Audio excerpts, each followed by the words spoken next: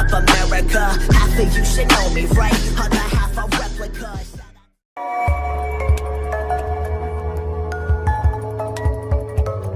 Al descanso el Barcelona empezó un poco dormido el partido ante un Celta que, como de costumbre, tiraba la presión muy alta. Iago Aspas tuvo en sus botas el 0-1 en primer minuto de partido. Tras un grave desajuste defensivo de la zaga culé, el de Maña se quedó solo frente a Ter Stegen y no pudo rematar la faena para inaugurar el marcador. A partir de esta primera jugada, el Celta no pudo parar a un Barça que jugó a un ritmo muy alto, con una circulación de balón excepcional. El Celta empezó a sufrir mucho y su presión no era suficiente para frenar la salida culé. Ter Stegen encontraba permanentemente a De Jong completamente solo para iniciar la jugada. En el 4 llegó el primer gol culé, tras una buena salida. Ansu Fati recibió un balón al espacio, encaró a su par, recortó dentro del área y su disparo fue directo al fondo de la red. Golazo de un Ansu que, cada vez que entra al área, es sinónimo de peligro. El Barcelona estaba muy cómodo sobre Balaídos y controló muy bien las posibles salidas de un Celta que echaba en falta los desmarques de Santi Mina para poder romper la defensa culé. Sin el gallego, Iago Aspas fue el único que rompía el espacio sin la fortuna de recibir el balón en una posición favorable. En clave blaugrana, Nico fue el timón del Barça. Tras cuajar unos grandes partidos ante Rayo, Alavés y Dinamo, el canterano culé volvió a ser crucial en el juego de su equipo. El centrocampista gallego fue vital para salir de la presión y sus conducciones rompían muchas líneas en el cuadro celeste, incapaces de parar a un portento físico del chico de 19 años. El segundo gol culé llegó tras una buena jugada de Nico en el 17.28. Culé llegó a línea de fondo tras una buena conducción, cedió atrás para la llegada de Busquets y el capitán culé marcó un golazo que parecía un pase a la red. Los jugadores culés hicieron una piña eufóricos tras el gol del de Badía, que no está acostumbrado a ver portería de esta manera. El Barcelona seguía realizando un juego alegre y en el 33 llegó el tercer gol. Un golazo coral por banda izquierda. Frenkie dejó el balón a Nico, quien se marchó de dos rivales en conducción, cedió a Jordi Alba, que puso un centro perfecto para que Memphis anotara el tercer gol de cabeza. La velocidad de circulación estaba resultando vital para que el Celta no pudiera parar los golpes.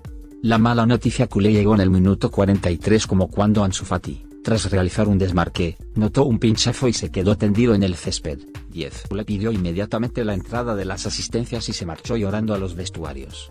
Una lesión muscular que dejó a su equipo sin su jugador más explosivo y a Ansu sin opciones de volver a la selección española. El segundo acto empezó con unas sensaciones totalmente diferentes al primer acto. Con un Celta mucho más acertado en la presión y queriendo ser todavía más protagonista con el balón. Los jugadores celestes sorprendieron a los jugadores culés y los sustos empezaron a llegar. En el 50, una buena jugada del Celta acabó en el fondo de la red de Ter Stegen, pero el árbitro señaló fuera de juego de Gallardo y su tanto fue anulado. El Barça seguía sin encontrarse y, un minuto después, llegó el gol del Celta.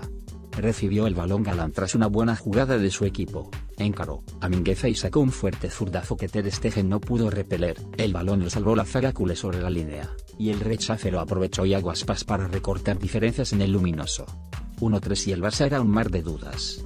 Además, las cosas se volvían peor para Marjuán, ya que en el 57 Nico se fue al suelo y pidió el cambio. Los problemas musculares del Barça eran preocupantes, ya eran 3, los jugadores retirados con molestias y posibles lesiones, Ansu, Eric y ahora Nico. El Celta estaba creando muchos problemas a un Barça muy diferente tras salir de los vestuarios. En el 68 el árbitro volvió a anular un gol al cuadro gallego tras tocar Nolito el balón con la mano antes de anotar.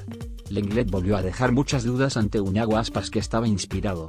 Además, Valdé no ayudó al equipo a estirarse, y no le dio la profundidad necesaria para poder estar más cómodo en campo rival.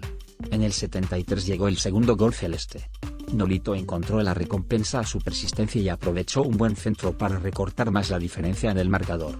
El conjunto catalán necesitaba reencontrarse con el balón para poder sentirse mejor y avanzar posiciones ante un Celta muy bien posicionado y con una motivación extra tras verse muy atrás en el marcador y ver la posibilidad de puntuar. Mientras el Celta seguía con una muy buena circulación de balón, los culés trataban de salir al contraataque con Valdé y Memphis como puntas de lanza. En el 85 ya con un Celta muy arriba, De Jong cortó un balón en el centro del campo, condujo hasta la frontal y estrelló el balón en él. Cuando el partido agonizaba, el árbitro avisó que añadieran un minuto más hasta el 96 y Iago Aspas le dio al Celta el empate.